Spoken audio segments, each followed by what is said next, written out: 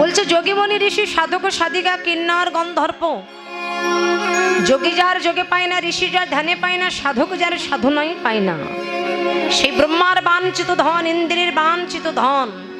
কত যোগীমণি ঋষি কোটি কোটি জন্ম ধরে সাধনা করছে যার চরণ পাওয়ার জন্য, তারা তাই তার চরণ লাভ করতে পারলো না।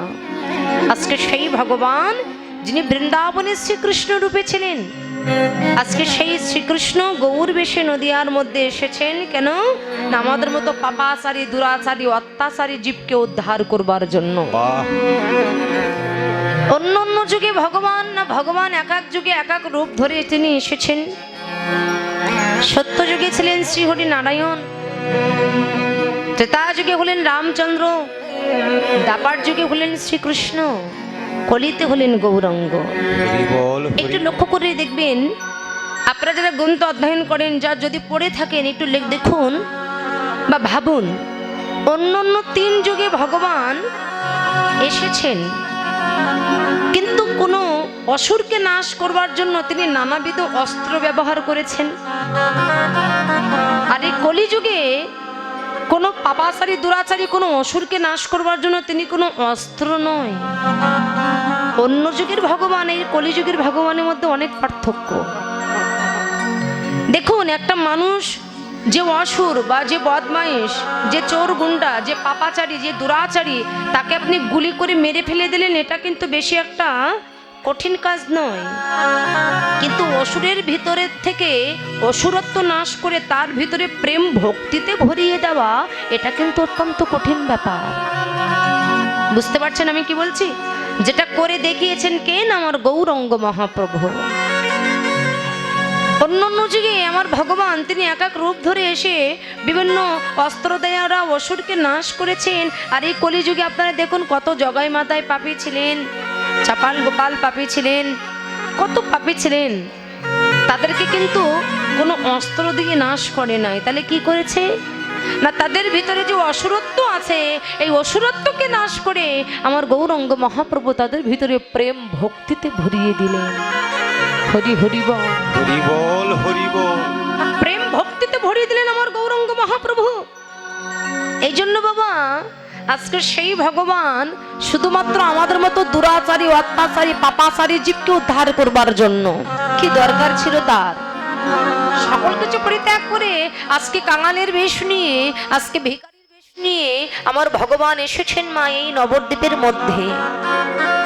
এসে কি করছে না, কাঙালের মতো ভিখারির মতো দুটি বাহুকে উত্তোলন করে বদনে কৃষ্ণ বলছেন আর নয়ন জলে ভাসছেন। কেন না, আমাদের মতো জগৎ জীবকে শিক্ষা দান করবার জন্য। হে জগৎ, আমাকে দেখে তোমরা কিছু শেখো, কিছু জানো। শুধু লীলা শুনে বাড়ি যেও না, এই কান দিয়ে শুনলাম আর এই কান দিয়ে বাইর করলাম, এর জন্য কীর্তন নয়। এক কান দিয়ে শুনবে আর এক কান এঁটে রাখবে, এই কান দিয়ে শুনে ভিতরে প্রবেশ করবে যদি তোমাদের জীবনে কিছু ঘটাতে পারো। আমরা এত কীর্তন শুনছি বাবা, এত কীর্তন হচ্ছে, আপনারা বিচার করুন তো। এই যে এত কীর্তন হচ্ছে, এত কীর্তন দিচ্ছে, এত কীর্তন, এত নামযজ্ঞ, এত কিছু হচ্ছে, আমাদের মতো জীবের কল্যাণ কি হচ্ছে? হচ্ছে? দেখুন এখন বর্তমানে যত কীর্তন, এর আগে এত কীর্তন কিন্তু হয় নাই। এত যজ্ঞ, এত কীর্তন, এত কীর্তন বেড়ে গেছে, এত কিছু হচ্ছে, কিন্তু যতই দিন চলে যাচ্ছে ততই আমাদের মতো জীবের পাপের সংখ্যাটা বেশি বেড়ে যাচ্ছে। হরি বল। কেন জানেন? একটাই কারণ না, আমরা যারা শুনছি, যারা নাম বলছি, যারা নাম দিচ্ছে, দেখবেন আমাদের এই কলিযুগের মানুষ তো আমরা, আমাদের ভিতরে আর কোনো কিছু না থাক বাবা, যে ভিখারি ভ্যান চালিয়ে খায় সেও রাজা, পকেটে টাকা নেই সে রাজা মাগায়, তবু আমরা রাজা। কিসের রাজা? নেই কোলে পরবর্তী বছরে সেখানে যেয়ে দেখে পাটাপাটি সৃষ্টি হয়ে দুটো দল হয়ে গেছে। হ্যাঁ, আরে এরা যদি একটু কম টাকার কীর্তনে আনতে চায়, ওরা আরো বেশি টাকা দিয়ে কীর্তন। এই যে পাটাপাটি, ভগবান বলছে আমাকে নিয়ে এদের ভিতরে জেদাজেদের সৃষ্টি হয়ে গেছে। কিন্তু এমন জেদাজেদ, এমন পাটাপাটি, এমন অহংকার মন নিয়ে যারা আমার নাম বলবে, সে কোনোদিন আমার কৃপা লাভ করতে পারবে না। বলছে সে কোনোদিন আমার কৃপা পাবে না। এই যারা কীর্তন দিচ্ছে, যারা বলছে, যারা কীর্তন করছে, এদের ভিতরেও কোনো আচার ঠিক নাই, বিচার ঠিক নাই, শুদ্ধ নাই। কি করে নামের ক্রিয়াটা আমরা লাভ করব। এই জন্য ভগবান বললেন, যাই কিছু করো না কেন, অহংকার মন নিয়ে যদি কেউ আমায় ডাকে, সে কোনোদিন আমার কৃপা লাভ করতে পারবে না। কারণ এই জগতে আমার কৃপাটা পেতে গেলে আগে তার ভিতরে চাই দীনতা, শিশুর মতো মন। একটা শিশু যখন দেখবেন ভূমিষ্ঠ হয়, এই পৃথিবীতে যখন আসে, তার ভিতরে কোনো অহংকার থাকে না, মান থাকে না, অভিমান থাকে না, তার ভিতরটা থাকে সরল মন। তাই ভগবানের কৃপাটা লাভ করতে গেলে, তার ভজন পথে যেতে গেলে আগে চাই সরল মন, শিশুর মতো মন চাই, ভিতরে দীনতা চাই, ভিতরে চাই প্রেম, ভিতরে চাই ভক্তি। কিন্তু কোথায় গেল সেই ভক্তি প্রেম, আমাদের কোথায় গেল? তাই গৌরাঙ্গ মহাপ্রভু আজকে নামের ডালি মাথায় করে এনে আমাদের মতো কলিজীবীর দাঁড়ে দাঁড়ে যেয়ে বললেন, ওরে তোর ভিতরে যতই অহংকার আসুক, যদি 16 নাম 32 অক্ষর তুই জপ করতে পারিস, একদিন না একদিন তোর ভিতরের অহংকার দূরীভূত হয়ে তোর ভিতরে কৃষ্ণ প্রেম ভক্তি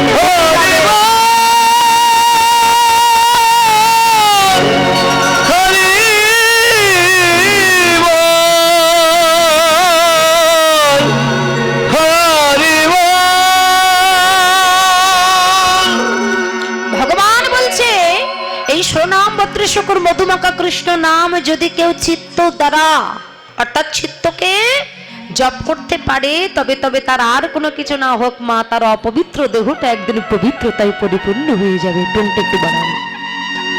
এই নাম জপ করলে কি হয় বলছে, যদি কেউ এই সোনাম 32 অক্ষর এই কৃষ্ণ নাম যদি কেউ জপ করতে পারে, তাহলে যে চরিত্রহীন ব্যক্তি, যার চরিত্র ভালো না, সে চরিত্রবান হবে। বলছে কৃষ্ণ নাম করলে, হরি নাম করলে, এই নামের দ্বারা চরিত্রকে পবিত্র করা যায়, যেটা আপনি অন্য কোনো কিছু দিয়ে পারবেন না। যারা চরিত্র খারাপ হয়ে গেছে, যারা ডাক্তার, যারা অনেক MBBS ডাক্তার, যারা অনেক বিজ্ঞান টিজ্ঞান আছে, যারা ভগবান টান মানতে চায় না, তারা তো বলে আমরা সবকিছু পারি নাকি। তা যিনি ডাক্তার বাবু, যিনি MBBS ডাক্তার, আমি বুঝলাম, আচ্ছা তার কাছে জানতো, তার কাছে কি কিনা এমন কোন ঔষধ আছে যে ঔষধ খেলে চরিত্রটা পবিত্র হবে? আছে? বলছে সে ইহ জগতে ডাক্তার হতে পারে, কিন্তু তার কাছে এমন কোন ঔষধ নাই যে সেই ঔষধটা সেবা করলে আমার চরিত্র, আমার নষ্ট চরিত্রতা পবিত্রতায় পরিপূর্ণ হয়ে যাবে। কিন্তু বলছে এই ঔষধ না এক জায়গায় আছে। কোথায় জানো ভাই? ডোন্ট একটু বাড়াও।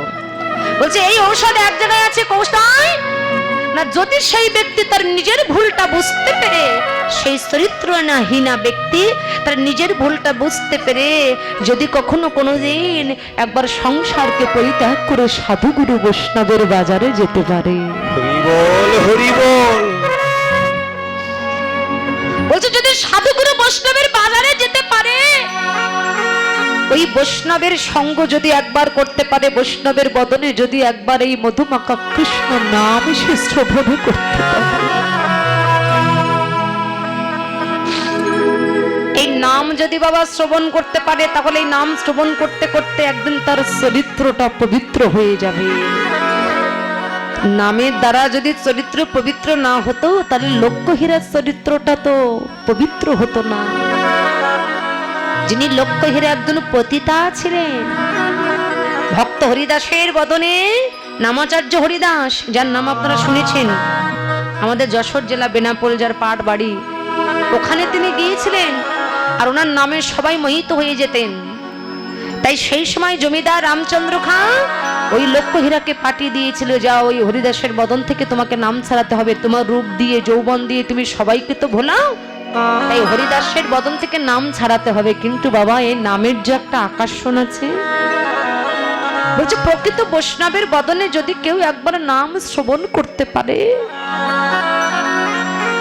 জাগতিক জগতে পরশ পাথরের স্পর্শ লোহ যেমন সোনা হয়ে যায়, তেমনি যদি কেউ প্রকৃত শুদ্ধ বৈষ্ণবের বদনে যদি কেউ একবার নাম শ্রবণ করে, সেই নামের ক্রিয়া হয়, সেই নামের ক্রিয়া ফলে তিনি লক্ষ্যহীরা সেইটা দেখিয়ে গেলেন। ভক্ত হরিদাসের বদনে যখন তিনি নাম ছাড়াতে গিয়েছিলেন, একদিন গেল, 2 দিন গেল, 3 দিন গেল, 3 দিনের দিন অনেক রকম চেষ্টা করছি, অনেক নাচ অনেক গান দিয়ে চেষ্টা করছি, তার নামটা যে ভক্ত হরিদাস প্রতিদিন 3 লক্ষ নাম জপ করতেন। কত লক্ষ মায়েরা? লক্ষ, কিন্তু নিজের জন্য নয়। তিনি যে শুধু তার নিজের জন্য নাম জপ করতেন তা নয়, 1 লক্ষ নাম জপ করতেন আমার ভগবানের জন্য, আর 1 লক্ষ নাম জপ করতেন জগৎ জীবের মঙ্গলের জন্য, আর 1 লক্ষ নাম জপ করতেন নিজের জন্য। এই 3 লক্ষ নাম তিনি জপ করতেন। 3 দিনের দিন লক্ষ্যহীরা কত চেষ্টা করলেন ভক্ত হরিদাসের বদন থেকে নামটা মুছে ফেলানোর জন্য, নাম যেন তিনি যেন বিভ্রান্ত হয়ে যায়, কত চেষ্টা করলেন। কিন্তু 3 দিনের দিন ওই লক্ষ্যহীরার ভিতর থেকে কে যেন বলে উঠলেন, ওরে লক্ষ্য, নাম তোর লক্ষ্যহীরা, কিন্তু সারা জীবন তোর লক্ষ্যটা তুই ঠিক রাখতে পারলি না। নাম নিয়েছিস আমার লক্ষ্যহীরা, কিন্তু লক্ষ্য থেকে তুই টলে গেলি। ওরে, তুই কি বুঝতে পারছিস না সারা জীবন যে তুই কুকর্ম করেছিস? তুই কি বুঝতে পারছিস না আজকে যে তোর সময় এসেছে পরম বৈষ্ণবের বদন তুই দেখেছিস, তার বদনে তুই নাম শুনেছিস, যদি পারিস একবার ওই বৈষ্ণবের চরণে তোর দেহটাকে তুই অর্পণ করে দে। যদি পারিস তার চরণে তোর মাথাটা একবার নত করে দে। আর বাবা যেই না বলেছে, ওই হরিদাসের বদন থেকে নাম শুনতে শুনতে লক্ষ্যহীরা ছুটতে ছুটতে গিয়ে হরিদাসের চরণ দুটি বুকে জড়িয়ে ধরে বলছে, বাবাজি, বাবাজি গো,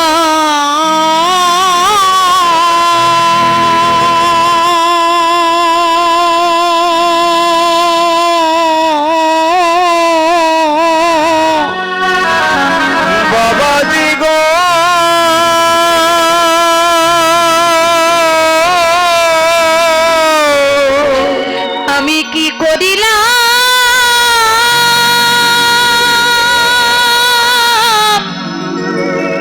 আমি কি করিলাম,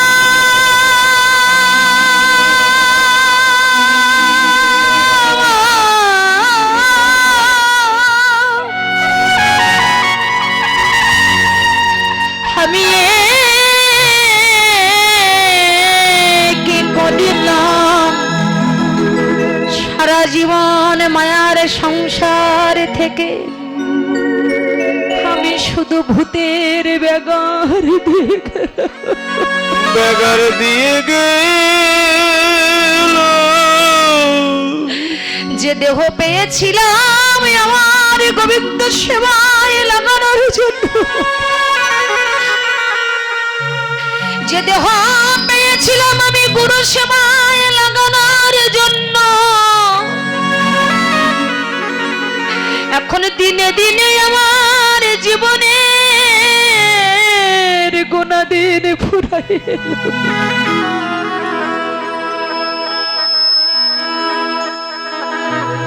তো শুনেছি বৈষ্ণব নাকি বড় দয়ার সাগর,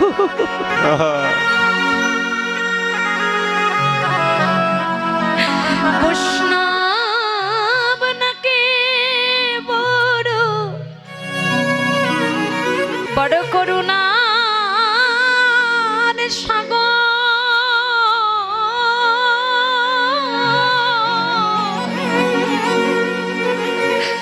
বাবাজি গো,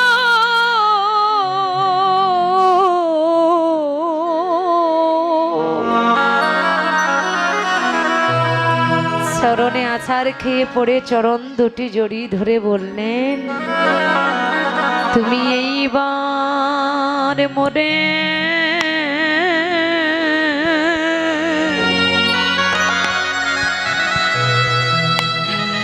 এইবার মোরে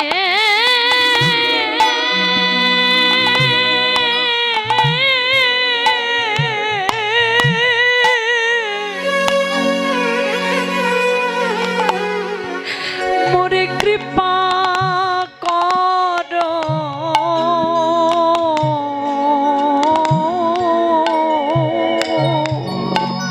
বাবাজি গো,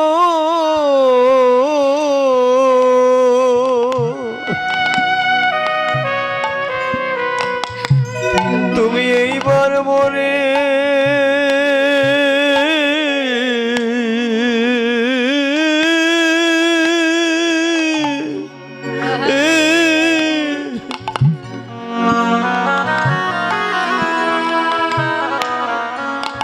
কৃপা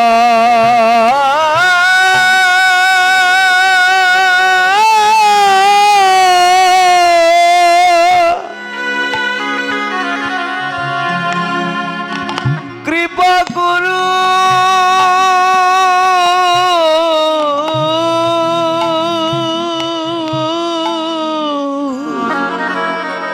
তুমি করিলে কৃপা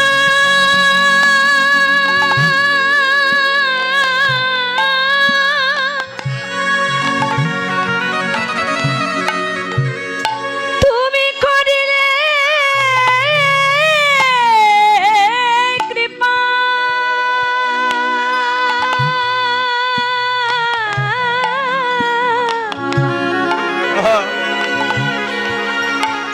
তুমি করিলে কৃপা করিতে পারো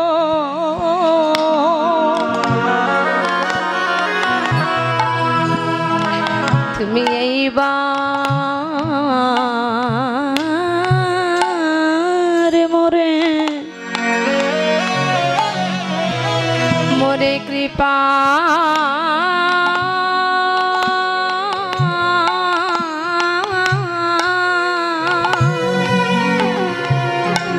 কৃপা কর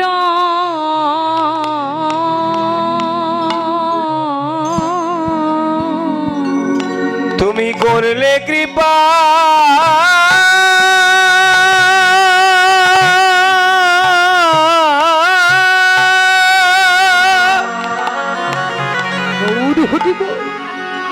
তুমি করিলে কৃপা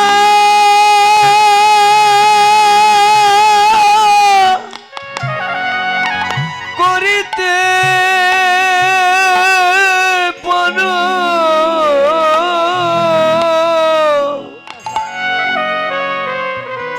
তুমি এইবার মরে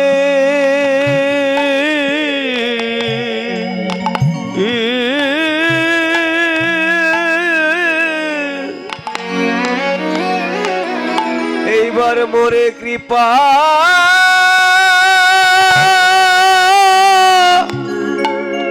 করো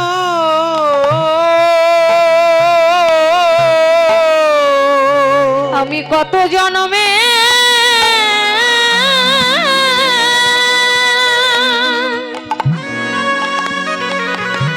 আমি কত জন্মে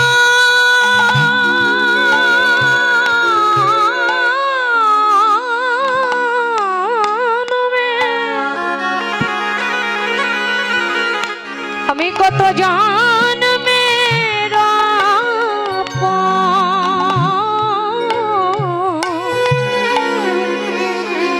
অপরাধী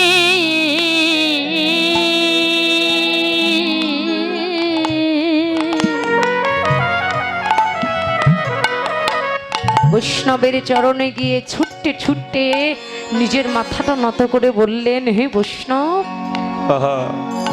শুনেছি এ জগতে বৈষ্ণব নাকি বড় দয়ার সাগর, বৈষ্ণব নাকি বড় করুণার সাগর। এই জগতে বৈষ্ণবের কৃপা হলে নাকি আমার ভগবানের কৃপা হয়।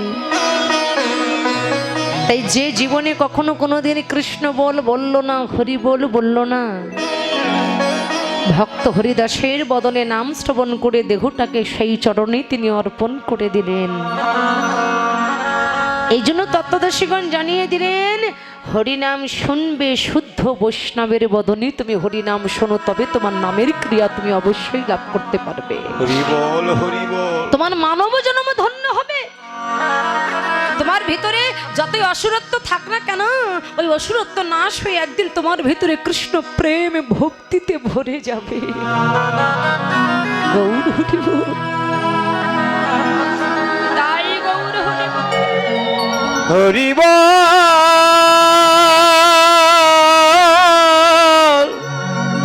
হরি বল।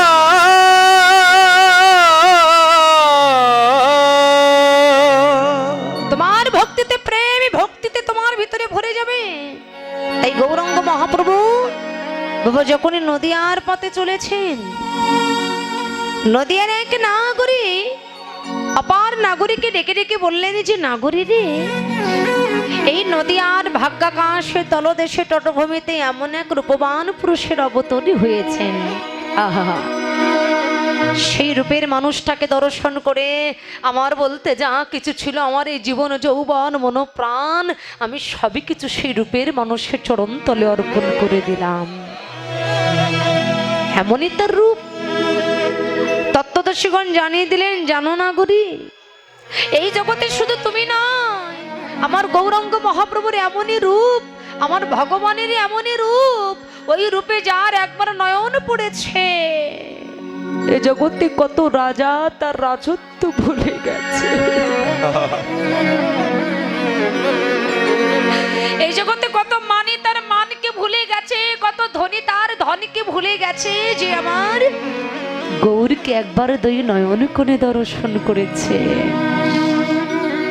বলছে রাজা রাজত্ব থাকে না, মানের মান থাকে না, ধনী ধনের প্রতি কোনো লোভ লালসা থাকে না, যে আমার ওই ভজনের ঘরে বসে বসে তার দিব্য নয়ন দ্বারা জ্ঞান চক্ষু দ্বারা যে একবার আমার গৌরকে দর্শন করেছেন। আজকে গৌর হরিকে দর্শন করে নদিয়ার এক নাগরী বলছে, গৌরকে দেখে আমার কি মনে হলো জানিস? গৌরকে দেখে আমার মনে হলো হেমশয়ী গোরা। মায়েরা, হেম মানে কি তোমরা অবশ্যই জানো। এখানে তত্ত্বদর্শীগণ জানিয়ে দিলেন যে হেম শব্দের অর্থ, হেম মানে হলো সোনা। কিন্তু বাবা, এ জগতে সোনা তো অনেক প্রকারের আছে, যেমন হাতে সোনা, কানে সোনা, নাকে সোনা, গলায় সোনা, রূপা সোনা। তাহলে গৌর আমার কোন সোনা? বলে যে সোনা আমরা হাতে পড়ি, নাকে পড়ি, কানে পড়ি, গলায় পড়ি, মাগো এই সোনার সঙ্গে তোমরা জানো আমার গৌরকে তুলনা করো না।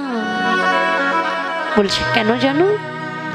জাগতিক জগতের সোনা যদি কেউ অঙ্গে পরিধান করে, তবে এই জগতের ভিতরে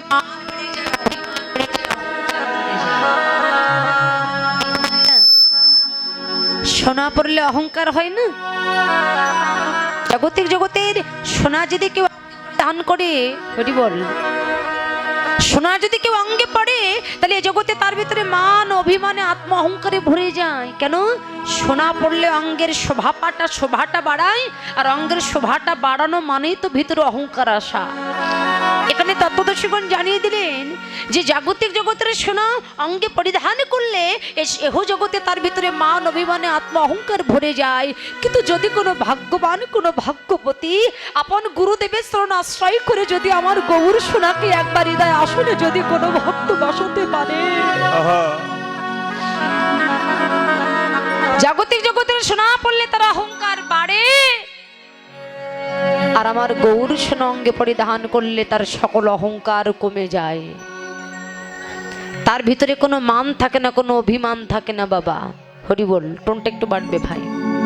দেখবেন জাগতিক জগতের সোনা দিয়ে যখন অলংকার তৈরি করা হয়, একটা স্বর্ণকার যখন সোনা দিয়ে অলংকার তৈরি করে, তখন ওই সোনার ভিতরে কিন্তু অনেক খাদ দেয়। যারা স্বর্ণকার তারা ভালো জানে, সোনার ভিতরে খাদ দেয়। এখানে তত্ত্বদর্শীগণ জানিয়ে দিলেন জাগতিক জগতের সোনার ভিতরে খাদ আছে, কিন্তু আমার গৌর সোনার ভিতরে কোনো খাদ নাই গো। আমার গৌর হলো খাঁটি সোনা, আমার গৌর হলো কাঁচা রসের সোনা। তাই যারা কাঁচা রসের সন্ধান জানে, এই জাগতিক জগতের সার সোনা তারা কোনো দিন অঙ্গে পরিধান করে না। এই জগতে যদি কোনো স্বর্ণকারী প্রয়োজন হয় মা, যে সোনাটাকে গলাবে, তখন স্বর্ণকার কি করে জানো?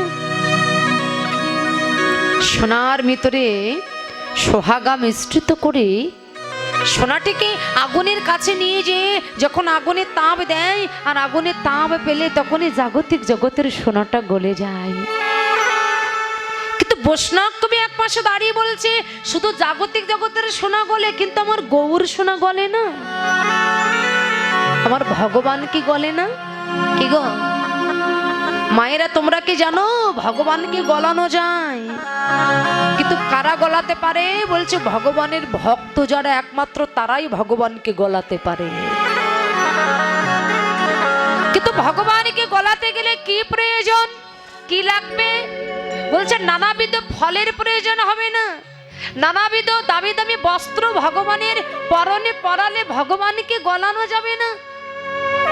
নানাবিধ ফল দিয়ে ভগবানকে সেবা দিলে, যদি ফল সেবা দিয়ে যদি ভগবানের কৃপাটা লাভ করা যেত, তাহলে বানর বানারে এরা তো প্রত্যেকদিন সুপক্ষ ফল সেবা করে, তাহলে তারা আগে ভগবানের কৃপাটা লাভ করতেন। অনেক তুলসীর মালা গলায় পড়লে যদি ভগবানের কৃপাটা লাভ করা যেত, তাহলে এক ঝাড় তুলসী তো গলায় পড়ে রাখলে হয়ে যেত।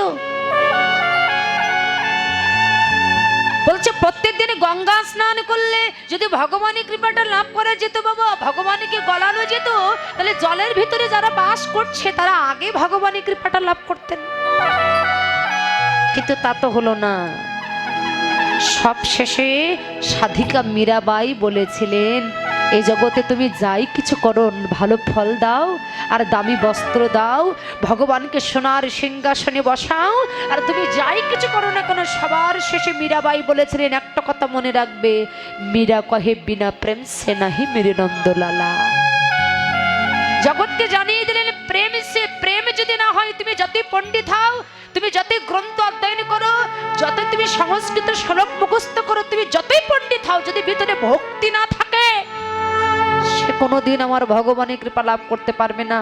তাই তত্ত্বদর্শীগণ জানিয়ে দিলেন, সোনা যখন গলে যায় ভগবানকে গলানো যায়, আর ভগবানকে গলাতে পারে কারা? বলছে ভগবানের ভক্ত যারা, তারা ভগবানকে গলাতে পারে। কি দিয়ে গলানো যায় জানো? সেটা তো একমাত্র ভক্তের কাছেই আছে গো। ভগবানকে কি দিয়ে গলানো যায় এবার আমাদের জানতে হবে। বলছো ভগবানকে গলানো যায় কি দিয়ে জানো মাইরা? কি দিয়ে গো? ভক্তি মিশ্রিত করতে হবে, আর সাথে কি দিতে হবে?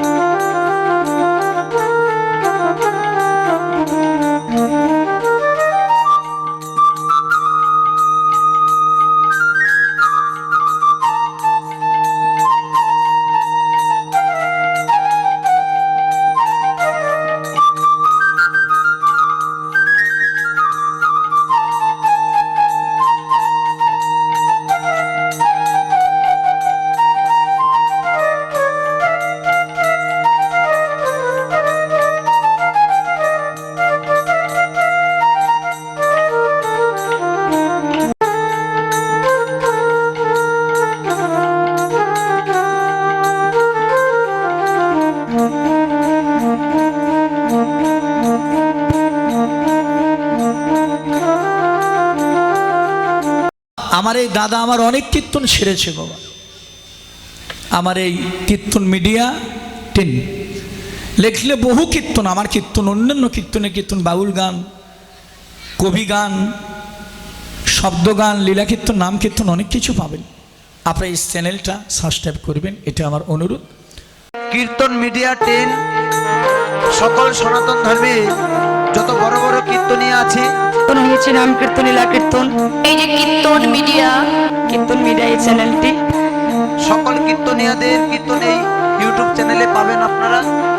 সনাতন ধর্মীয় অনুষ্ঠান ইউটিউব চ্যানেল কীর্তন মিডিয়া, আপনারা সাবস্ক্রাইব, নতুন নতুন কীর্তন আপনারা সাবস্ক্রাইব করবেন।